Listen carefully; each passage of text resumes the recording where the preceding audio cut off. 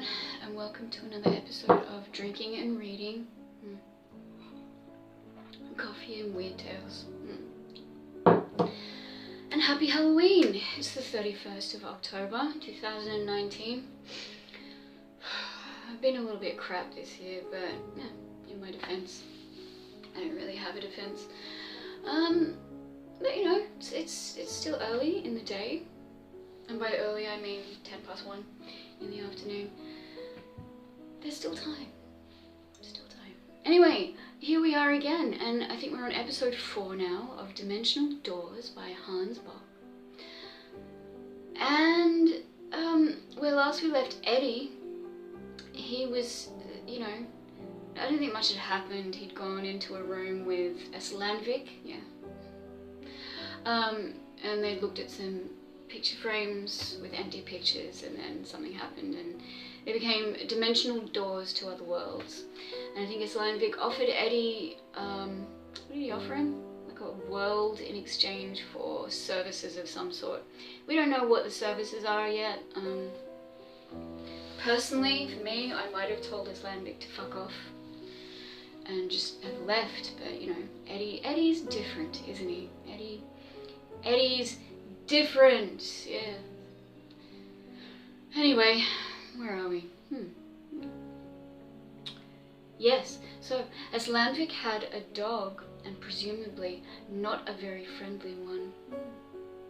Eddie slid out of bed with as little sound as he could help and crept over to the door to listen with an ear pressing against the wood. Pad, pad, pad.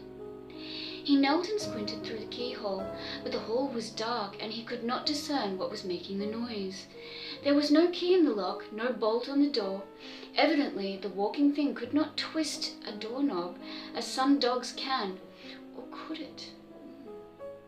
Would the chair propped against the door keep the thing out?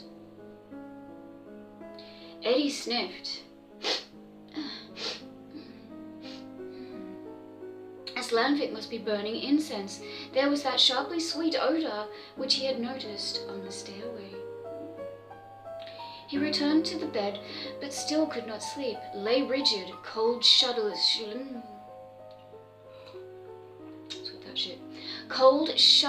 rippling through him at the slightest deviation of that rhythmic pad, pad, out in the hall. What's going on? Eddie tossed restively, worried. Aslanvik, incense, frames that were doors, that thing outside, he didn't like it. Well, wasn't there the window? Maybe he could drop down out of it and get the devil away from this place and not come back again. Yeah, about time, fucking about time. It took until you were locked in a room, but anyway. Oh, yeah. But when he tried the window, it would not open, and no wonder, it had been nailed shut.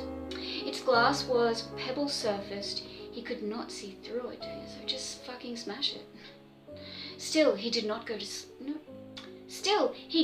to sleep at last. Aslanvik's knock on the door woke him in the morning, though there was no light in the window.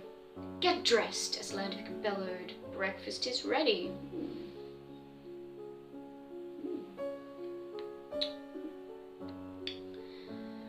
Eddie yawned himself awake and got up, washed, and started putting on his clothes.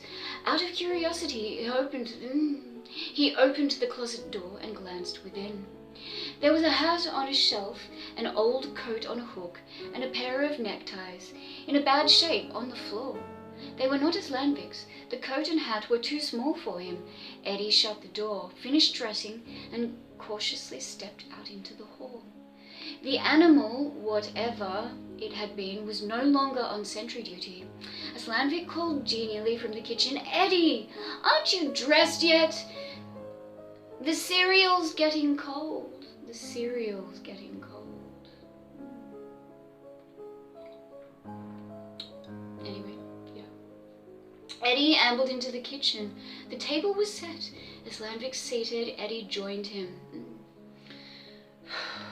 This really is a step by step. Anyway. Pouring the coffee as Landvik asked, "Well, have you made up your mind?" Eddie's eyes were restless.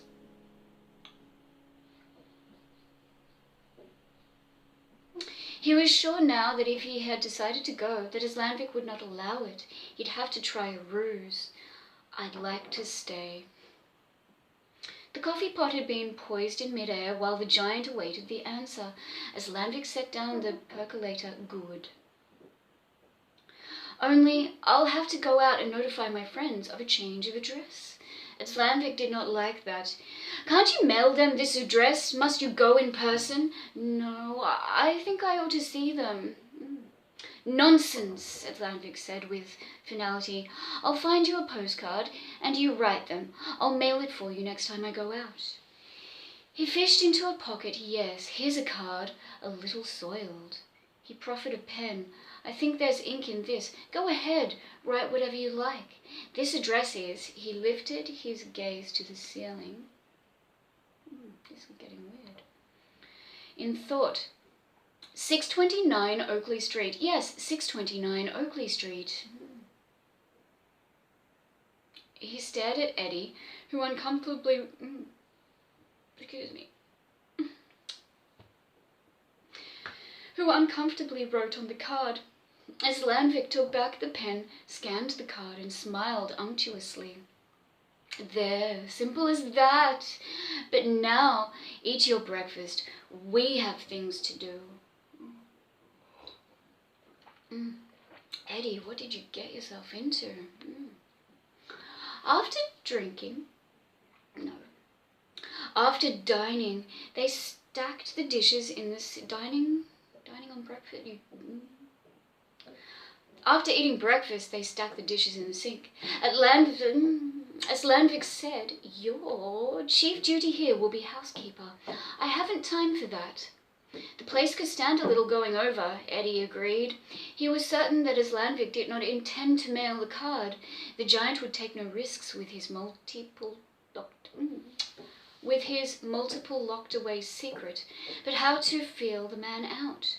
The bedroom was pretty dusty. There were some old clothes in the closet that ought to be thrown out. Clothes? Yes, said yes, as Landvik said smoothly. They belonged to your predecessor. His face was blank, but his eyes probed Eddie's. "I had to, dismiss him not long ago. He wasn't competent or trustworthy, but you'll be competent, won't you?" His tone implied, "You will if you know what's good for you."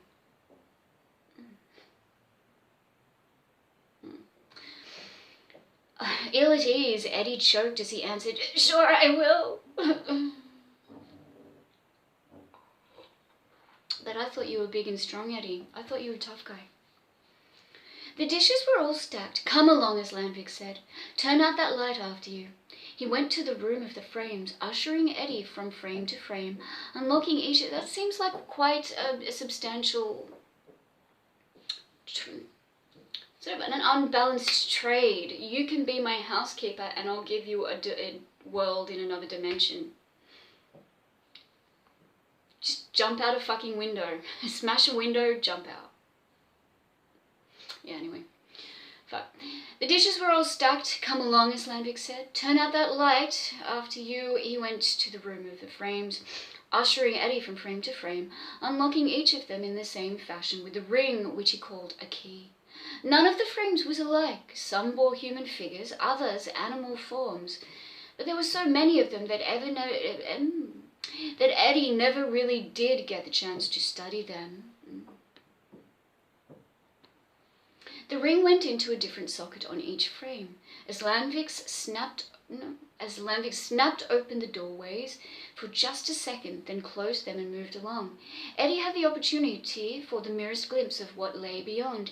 He saw places which resembled the frost forests of window pane. What?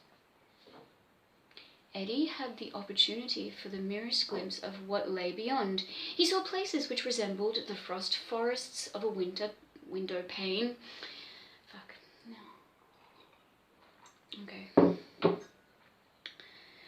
He could not, there were mountains of glittering metal. He could not help thinking, bring in your scrap. Beat the enemy, because obviously there was a war going on at the time. I don't know. Stormy oceans where little frog-like sea folk played. Once he saw a crowd of grinning faces topping reptilian bodies, faces which beamed recognition on Islamic, as though awaiting him. It was as unbelievable as it was horrible, but there it was, happening. Yeah, well.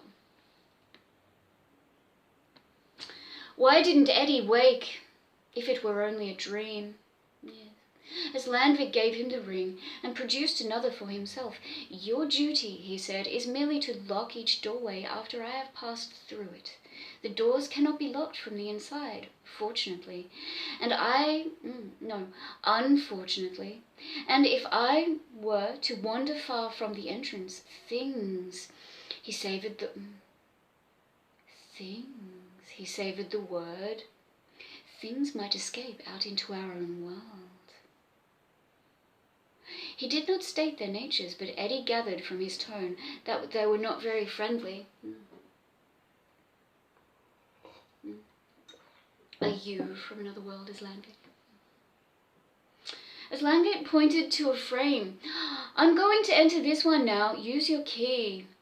Eddie took off his ring, pushed the stone into the proper opening, and gave it a turn. The white panel disappeared. Before him was a lush jungle, a splash of green. Ferns popped spring-like over the frame's edges and hung swaying. Islamic climbed over the frame's sill as naturally as if crawling through a window. Eddie heard a weird, loud scream from the thicket, like a woman's cry. It echoed through the room. He looked at Islamic, who smiled very faintly. Lock me in, the big man said. He was standing among the ferns. Come back at 3 o'clock. On the dot, and let me out. It's 10 now. He pulled up a sleeve to show Eddie his wristwatch.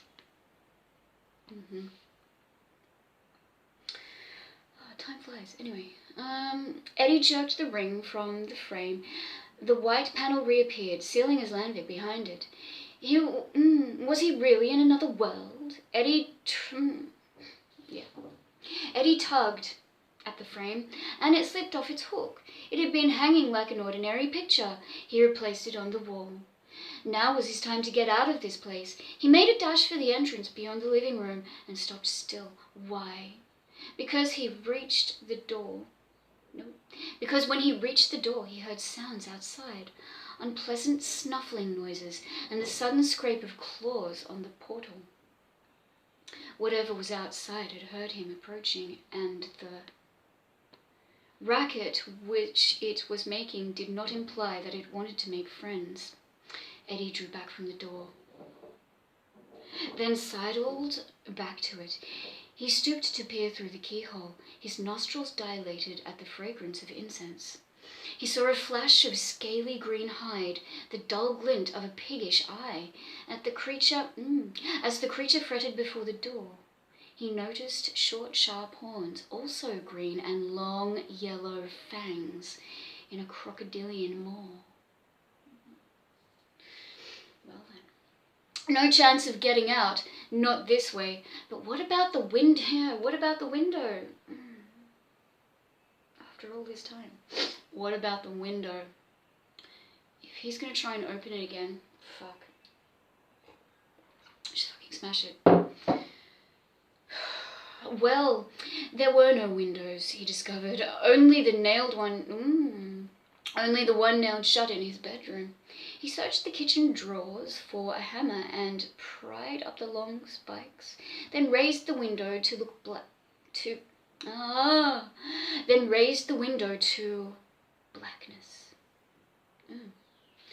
An air shaft, only blank cement wall and brickwork on all sides rising up. A square well, 3 feet wide, to a tiny hole of sky.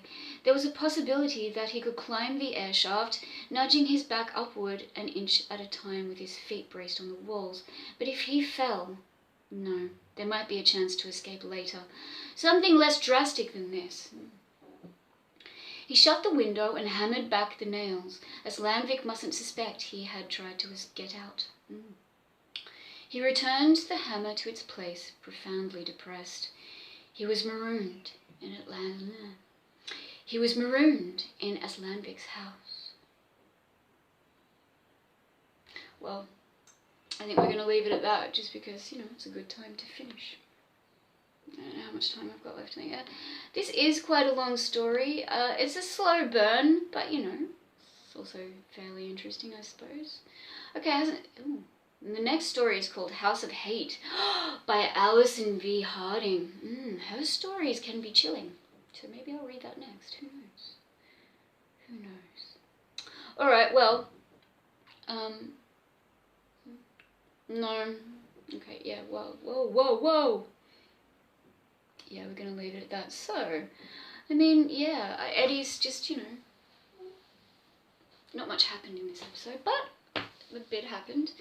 Obviously, he's stuck in some sort of, you know, weird hell-like place. I don't know. Anyway, if you've watched to the end, thank you for watching. I hope you're enjoying this story. It's okay. It's okay. I hope the payoff is good. Oh, yes, and I hope you're having a wonderful Halloween, whatever you're doing. I know Australia's like a few hours ahead. Like America's a few hours behind. I don't know. So, you know. Yeah, I don't know anything. Fuck. Alright, well, so I'll see you for part 5 if you are still joining me at that stage. I hope you do. I still look forward to finding out what happened. Thanks for watching.